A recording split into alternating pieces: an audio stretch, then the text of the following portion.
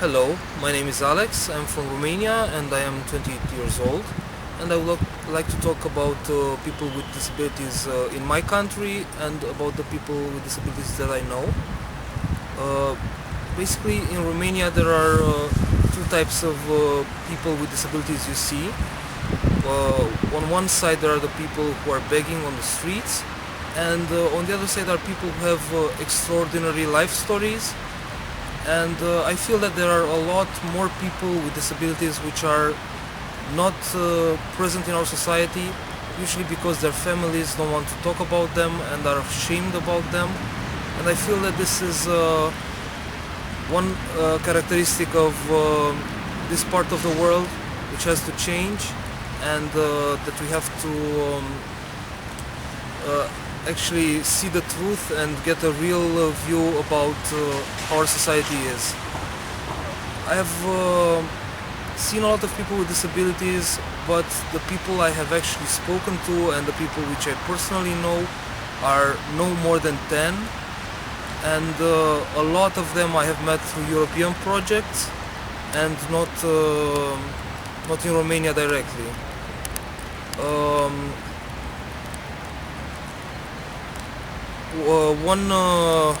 one person who I meet a lot is my friend Radu.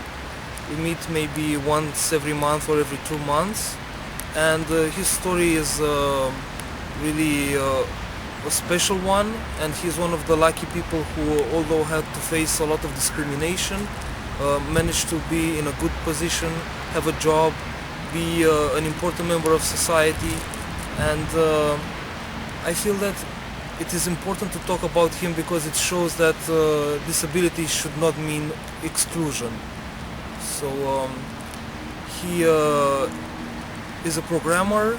He studied to be a programmer, but he had a lot of trouble to get to university and get his degree and to get his master's degree, because people didn't have any way to test his knowledge. He could not read what the assignments were, and he had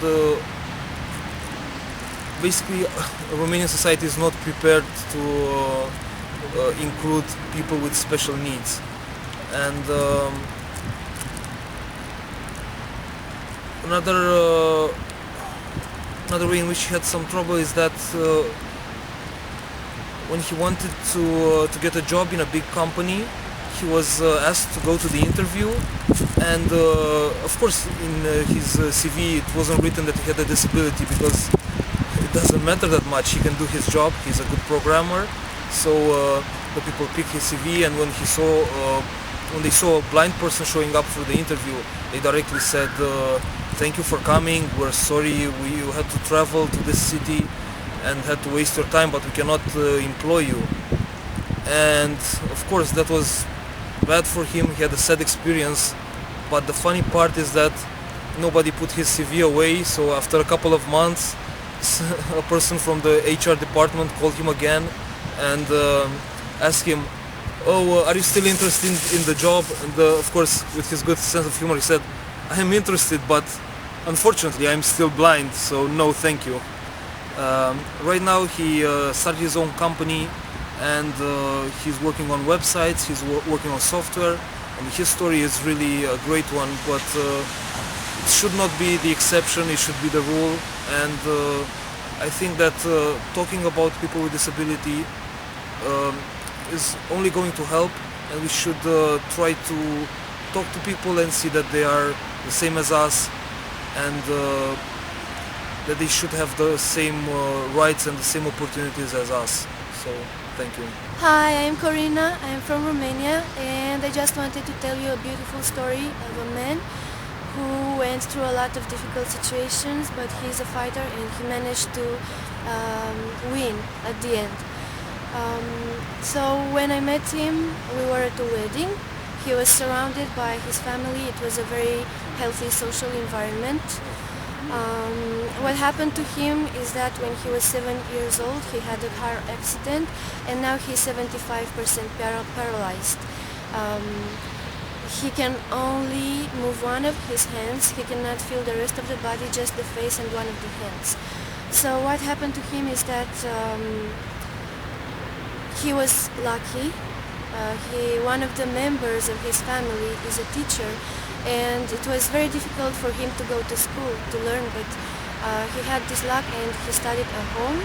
He studied law and now he is a lawyer. He has a good job and also win his own money. He has an independent life. He lives in a home like separately from his family and he pays for rent. And yeah, so it's very important how little things can change the life. When they switched from keyboards to touchscreen, for him it was like a very big improvement because he has only one hand, so he could just study much more faster. Everything he does is slower than for usual people. It's not something that can be, it's not very accessible for everybody. What happened to him is like very special. It's just a proof that it can happen in the future to other people also. His luck was that his family had a little bit of money and they could improve his situation. Yeah, so just keep in mind that it can be better and we as a society can help each other much more than we do it right now. Bye. Добрый день, меня зовут Андрей, я из города Сумы, Украина, и я хочу рассказать о своем опыте общения с людьми с инвалидностью. У меня был дядя, который был инвалид не от рождения, он получил эту инвалидность примерно 50 лет, ему отрезали ногу, но после этого он все равно продолжал жить полноценной жизнью. Не было никакой поддержки от государства, была только поддержка от своих родственников, от своих друзей. Люди с инвалидностью могут и делают это, они живут полноценной жизнью, они стараются все делать для того, чтобы ощущать себя полноценными людьми. Без ноги он продолжал ездить на машине, без ноги он продолжал ходить, используя протез, даже на свой немолодой, скажем так, возраст. Несмотря на то, что у него было очень много медицинских препаратов, с помощью которых он поддерживал состояние своего организма, он не показывал это. И что я хочу сказать, то есть люди, которые сдаются, а есть люди, которые не сдаются. Вот я призываю всех людей с инвалидностью не сдаваться. Спасибо. Hello, my name is Alex. I'm from Belarus. I'm 31 years old. I have a disability since childhood. I have only one arm. People with disabilities are seen as a nuisance in Slavic culture. They are either funny or freaky. So it depends a lot on your surrounding.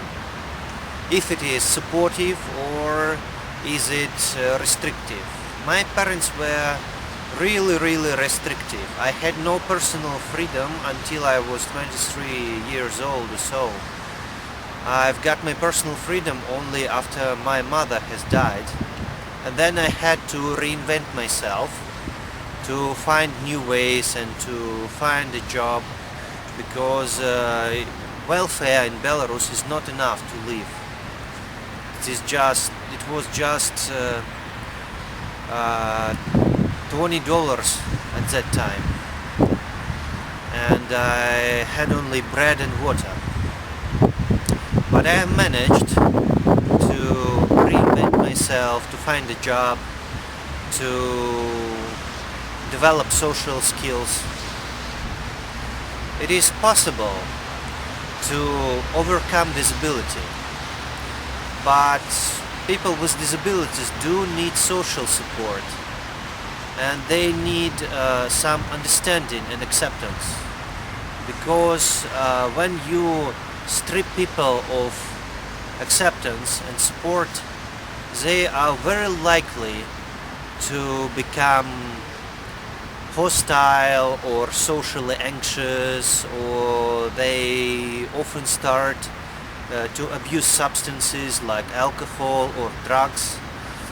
It is more common among people who have got their disability being healthy before, it is not as clear to me because I have been that way all my life.